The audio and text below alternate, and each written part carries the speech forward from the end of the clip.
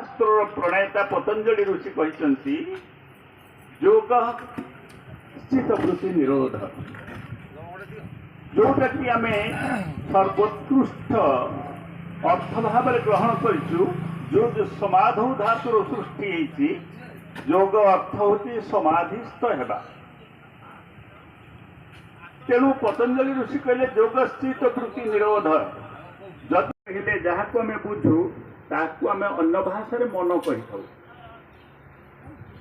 एवं ये जीवात्मा को परमात्मा सहित एकाठी करने अर्थ मन को आत्मार विलीन करवा।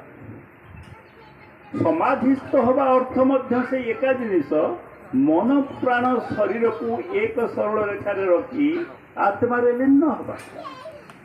तेणु सबूर सिद्धांतर शेष आम पहुँचा जे आत्मार तल्लीन हवार नाम हूँ योग।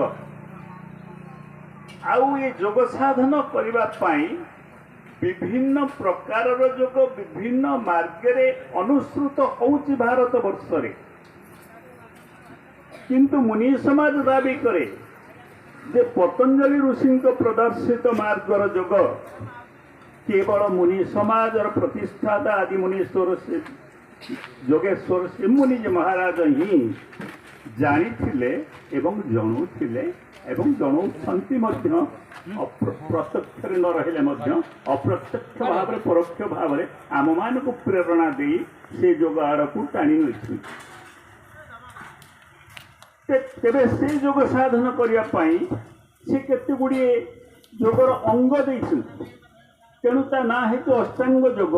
योगर 8टी अंग रही जम नियम आसन प्राणायाम प्रत्याहार धारणा ध्यान समाधि।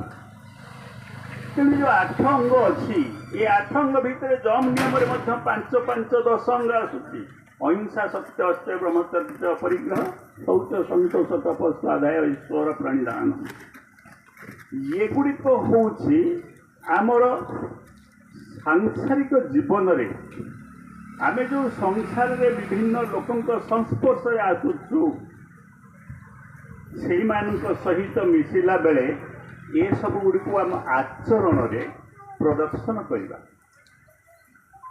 आमर गुण धारण करवा। तेरे आसन जो करवा आसन मध्य एक कर्म ये आसन करने बा जेकोसी कर्म करने आम 3टी जिनिसर सहायता नहीं था। गोटे हूँ शरीर गोटे हूँ इंद्रिय आ गोटे हूँ मन। मन इंद्रिय एवं शरीर द्वारा आम कार्य साधन कर किंतु वास्तव में देखिले ये कार्य संचालन करे मन। इंद्रिय गुड़िक मन द्वारा संचालित नहले कार्य करि पारंती नाही। मन हूँ कार्यकारिणी शक्ति आत्मार।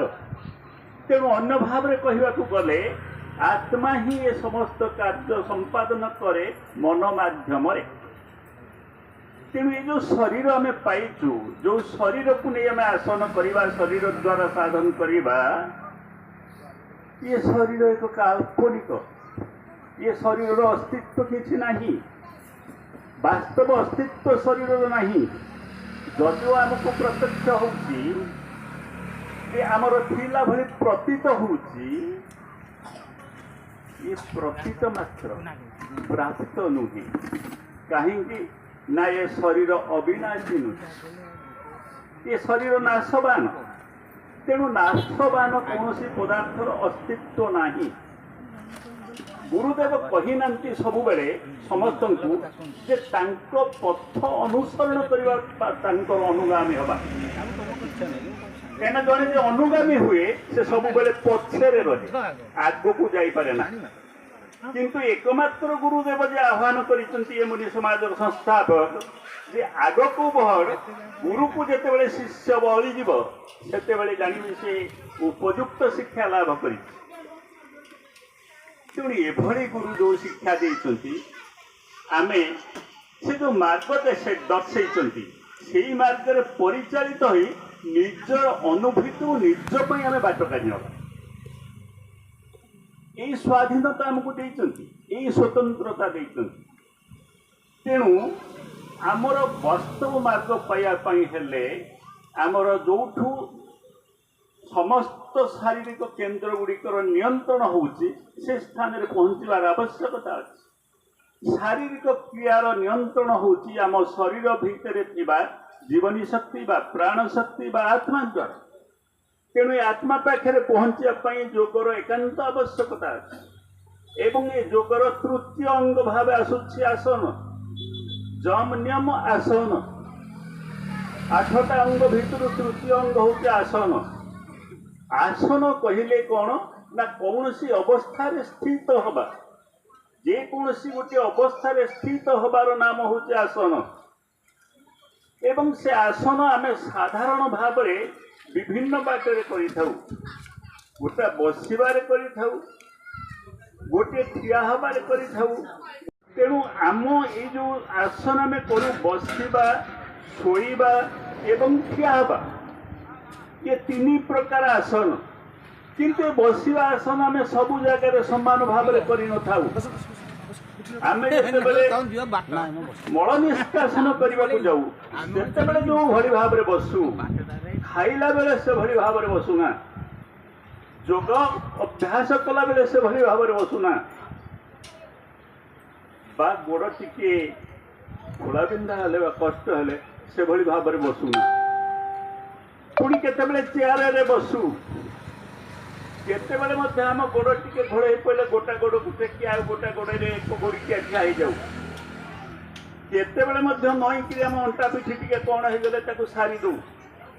विभिन्न प्रकार स्थिति मनीष ग्रहण करे। से स्थिति को नहीं विभिन्न साधक माने ये आसन को के 84 प्रकार, के 84,000 प्रकार, के 84 लक्ष प्रकार कहीदे। किए केते प्रकार कही तार इयत्ता नहीं। आउ जी जेते प्रकार कही जदि पचरा जाए प्रत्येक प्रकार केमितिया ता ना एमती है कौन पाई से बोधे कहवा को समर्थ हेबे कि नहीं मोर संदेह। तेरे पतंजलि ऋषि जे योग दर्शन शास्त्र प्रणेता से गोटे आसन कहीदे स्थिर सुखम आसन। स्थिर पूर्वक सुखरे जो आसन रे बसी पारिबे ताहा होछि प्रकृत आसन।